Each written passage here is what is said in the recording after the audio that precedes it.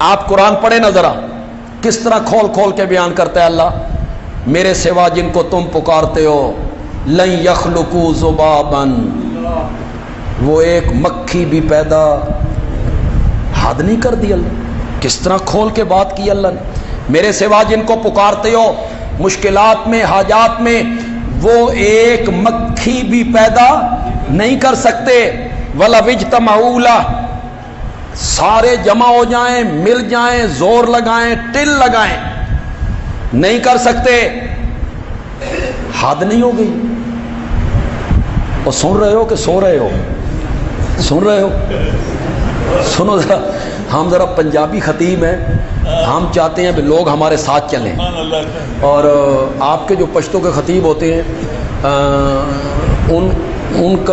ان کے متعلق آپ کا خیال ہوتا ہے کہ مولانا آپ بولتے چلے جائیں، ہمیں آپ پر اعتبار ہے، ہمیں آپ پر اعتبار ہے، آپ بولتے چلے جائیں، تو میں اعتبار نہیں، آپ میرے ساتھ چلیں گے تو پھر میں تھوڑا سا میں گفتگو کروں گا۔ ایک تو سامنے دے وچ پھسا دیتا، میں تو باہر بیٹھنا چاہتا تھا، میرے ہاتھ تھوڑے جے کھلے ہوندے تو میں ذرا بول سکتا، اب انہوں نے مجھے پھنسا دیا، تھوڑا سا قید کر دیا مجھے، چلو چھوڑ دے اس کو، بڑی حد نہیں ہو گئی؟ ایک مکھی پیدا نہیں کر سکتے؟ کچھ مشرکین کے پلے باقی رہ گیا، کچھ باقی نہیں چھوڑا اللہ نے، مولا بڑی ہو گئی، بڑی ہو گئی، یہ تو کہتی ہیں چھپر پھاڑ کے دیتی ہیں، یہ کہتی ہیں کرما والے ہیں، فضلہ والے ہیں، کھوٹی قسمتیں کھری کرتی ہیں، یہ تو کہتی ہیں داتا ہیں، گنج بخش ہیں، دستگیر ہے، غوث اعظم ہے، مولا بڑی ہو گئی کہ ایک مکھی بھی پیدا بڑی ہو گئی۔ اللہ نے فرمایا ابھی کہاں، ابھی تو میں نے مشرکوں کو گھر چھوڑ کے آنا ہے، مولا اس کے بعد کیا کہنا ہے؟ فرمایا وَإِن يَسْلُبْهُمُ الذُّبَابُ شَيْئًا لَا يَسْتَنْقِذُوهُ مِنْهُ، اگر مکھی ان سے کوئی چیز لے جائے، تمہارے مشکل کشاؤں سے، حاجت رواؤں سے، جن کو تم مشکل کشا حاجت روا سمجھتے ہو، ان کے سامنے سے مکھی کوئی چیز لے جائے تو وہ اب مکھی سے اپنی چیز واپس نہیں لے سکتے۔ صحیح ترجمہ کیا میں؟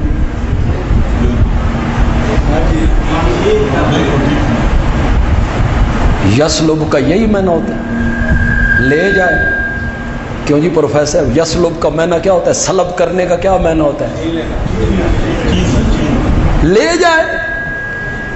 یہ لفظ نہیں بولا اللہ نے، اللہ نے فرمایا مکھی کوئی چیز چھین کے لے جائے۔ یسلب، یسلب،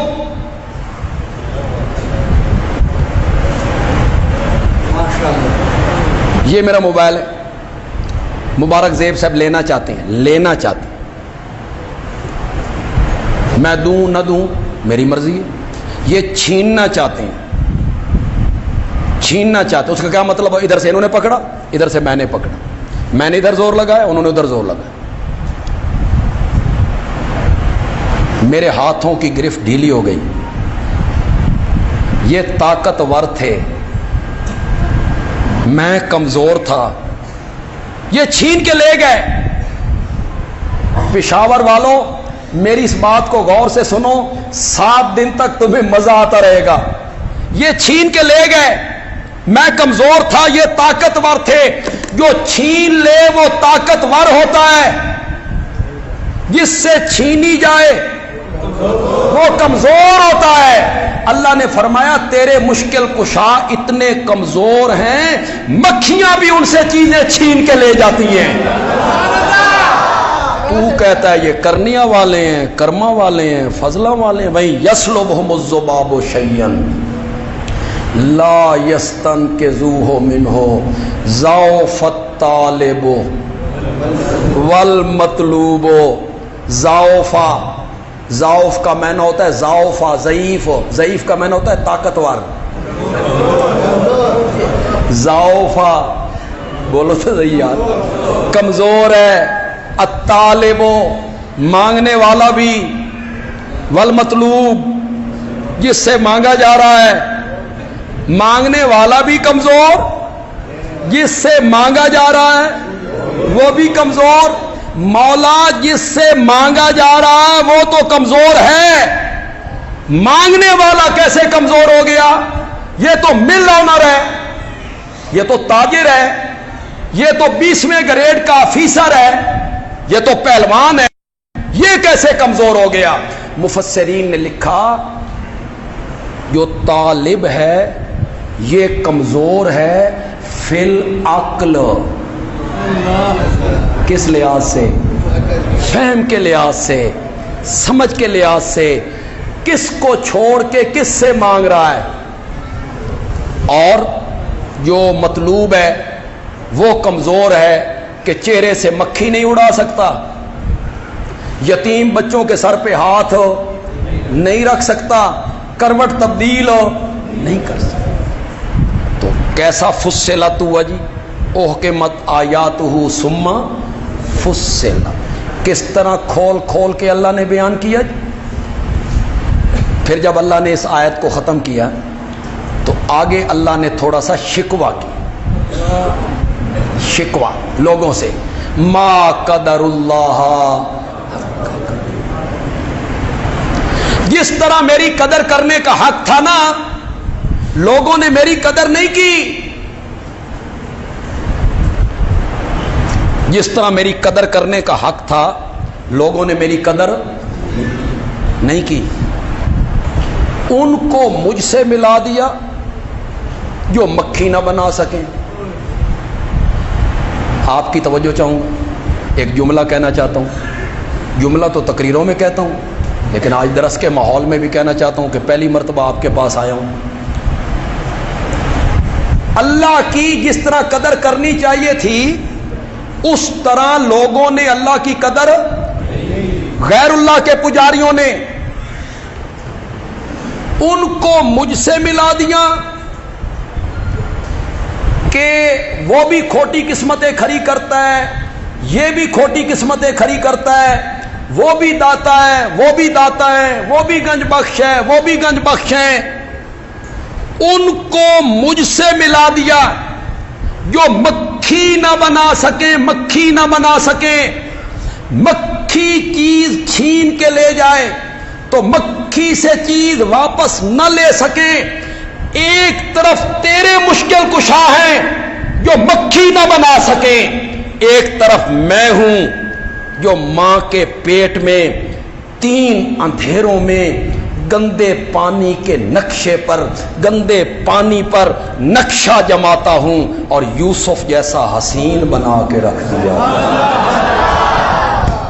انہوں نے میری قدر نہیں کی، انہیں میرے ساتھ ملا دیا۔ وما قدر اللہ حق قدرہ واللہ هو القوی۔ سبحان اللہ۔